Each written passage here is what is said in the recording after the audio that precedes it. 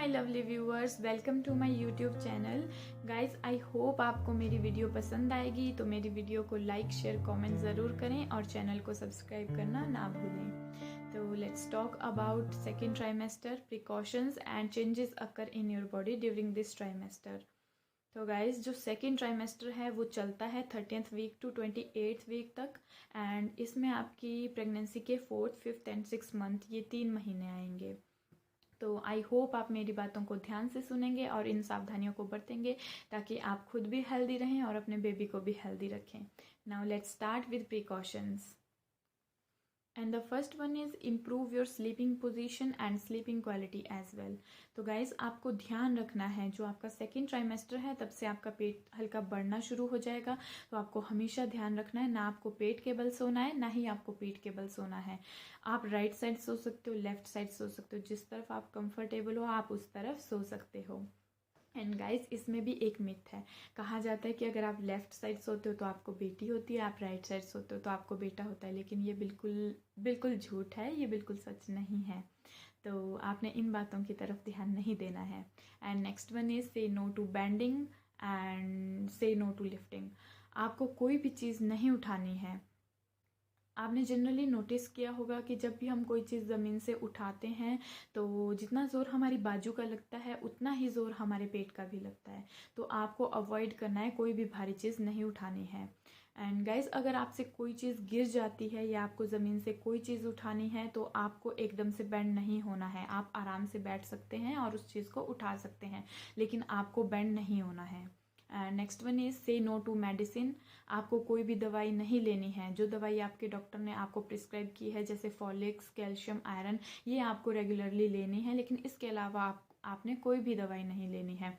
Usually होता है कि जो सेकेंड ट्राइमेस्टर होता है तो हमें हेडेक होना शुरू हो जाता है, हमें बार बार हेडेक होता है, तो हम सिर दर्द की कोई भी दवाई ले लेते हैं, लेकिन बिना डॉक्टर के कंसल्ट के आपको कोई भी दवाई नहीं लेनी है। हाँ, अगर आपको कोई प्रॉब्लम हो जाती है, कोई बीमारी हो जाती है, आप अपने डॉक्टर के पास जाइए, उनसे चेक करवाइए और जो दवाई वो देंगे आपको वही दवाई लेनी है। एंड अनदर वन, से नो टू अनकुक्ड फूड। आपने कोई भी अनकुक्ड फूड नहीं खाना है। आप हमेशा ध्यान रखें कि आपका खाना अच्छे से पका हुआ हो और आपको कच्चा खाना बिल्कुल भी नहीं खाना है। हो सके तो आपको सैलेड्स भी अवॉइड करने हैं। तो चलो अब बात करते हैं चेंजेस के बारे में। तो पीपल, जो सबसे बड़ा चेंज है वो यही है कि अब आपका पेट बढ़ना शुरू हो जाएगा। जो हमारा सेकेंड ट्राइमेस्टर है, 4th मंथ जब से लगेगा तब से आपका पेट हल्का हल्का बढ़ना शुरू हो जाएगा। तो आपको अपना ध्यान रखना है ताकि आपका बेबी भी हेल्दी रहे और आप खुद भी हेल्दी रहें। एंड सेकेंड वन, जो सबसे अच्छी बात है, आपका बेबी मूवमेंट करना स्टार्ट कर देगा। सेकेंड ट्राइमेस्टर में 5th या 6th मंथ में, सेकेंड ट्राइमेस्टर के मिड या एंड में आप नोटिस करोगे कि आपका बेबी हिलना शुरू कर देता है। और आपके बेबी के हिलने की कोई पर्टिकुलर कोई एक पोजीशन नहीं है। वो लेफ्ट साइड भी हिल सकता है, राइट साइड भी हिल सकता है, पूरे पेट में भी हिल सकता है। Next one, freckles. आपको अब झाइयों का सामना करना पड़ेगा। हो सकता है आपके फेस पे बहुत ज़्यादा झाइयाँ आए, और कई बार होता है, देखा गया है कि कईयों को झाइयों की प्रॉब्लम नहीं होती। And next one, swelling. आपकी पूरी बॉडी में भी स्वेलिंग आ सकती है, एंड यूजुअली आपके पैर और हाथों में ही स्वेलिंग आती है, लेकिन किसी को पूरी बॉडी में भी स्वेलिंग की प्रॉब्लम हो जाती है, जैसे कि मुझे भी हुई थी। तो आपको अपना ध्यान रखना है, पूरी तरह से अपना ध्यान रखना है। And next one, body pain. आपको बॉडी पेन भी होता रहेगा, एंड बैक एक, जो कि एक बिल्कुल नॉर्मल सी बात है। प्रेगनेंसी में आपको बैक एक होगी ही होगी।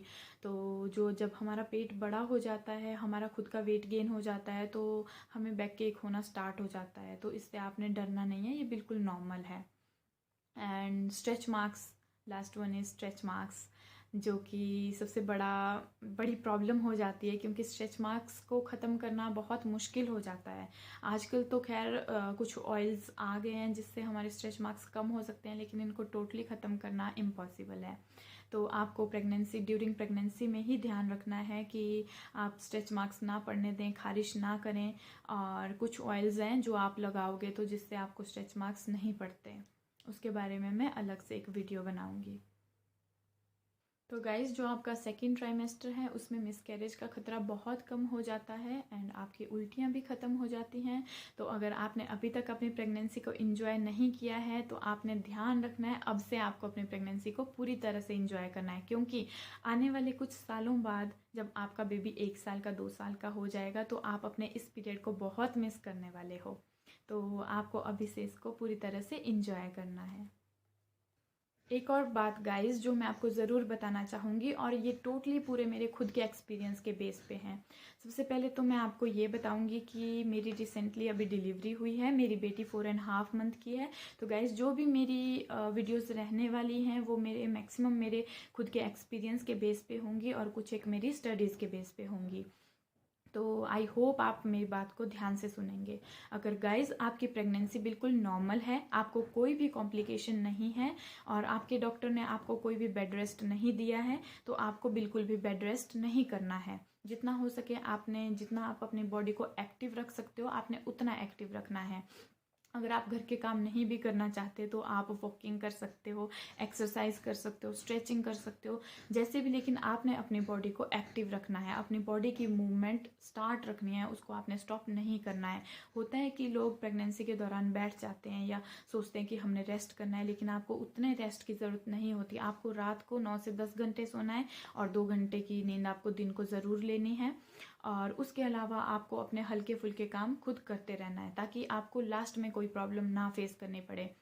अगर आप नॉर्मल डिलीवरी चाहते हो तो मैंने ये चीज़ फेस की कि जिन्होंने भी बेड रेस्ट किया हुआ था उनको सी सेक्शन से ही बेबी हुआ, और जिन लोगों ने, जैसे कुछ एक हाउसवाइफ्स थी या कुछ एक वर्किंग लेडीज़ थी जो डेली वॉकिंग करती थी, उनकी सबकी नॉर्मल डिलीवरी हुई, और जिन्होंने भी बेड रेस्ट किया था उनको सी सेक्शन से ही डिलीवरी करवानी पड़ी, क्योंकि आपकी स्ट्रेचिंग पावर बिल्कुल भी नहीं रहती और आपके पास उस टाइम कोई ऑप्शन नहीं रहता। आपकी डिलीवरी में उस टाइम बहुत ज़्यादा कॉम्प्लिकेशंस आ सकती हैं। तो आपको ध्यान रखना है कि आपको बेड रेस्ट नहीं करना है। अभी कुछ एक वीमेंस बोलेंगी कि हमको तो करवानी सी सेक्शन है, हमने तो नॉर्मल डिलीवरी का पेन सहना ही नहीं है। तो आपके लिए भी ये अच्छा है। अगर आप एक एक्टिव बेबी चाहते हो तो आपको अपने पूरी ड्यूरिंग होल प्रेगनेंसी आपको एक्टिव रहना है, तभी आपका बेबी भी एक्टिव होगा। तो आई होप आपको मेरी बात समझ में आ गई होगी और आप ये गलती नहीं करेंगे एंड सारी प्रिकॉशंस लेंगे। तो thank you for watching my video. Like, share, comment and subscribe my channel. Thank you so much.